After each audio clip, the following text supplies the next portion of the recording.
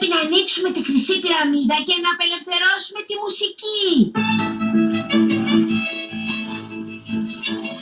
Κάποιος πρέπει να ρωτήσει τη μεγάλη σφίγγα που πρέπει να πάμε. Θα το κάνω εγώ. Τζίμι, είσαι σίγουρος? Ελπίζω.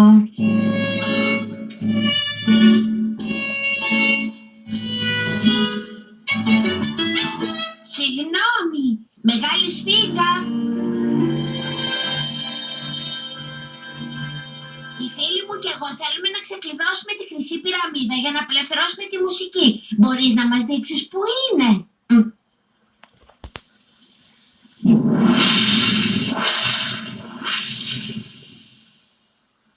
Ω, τέλεια!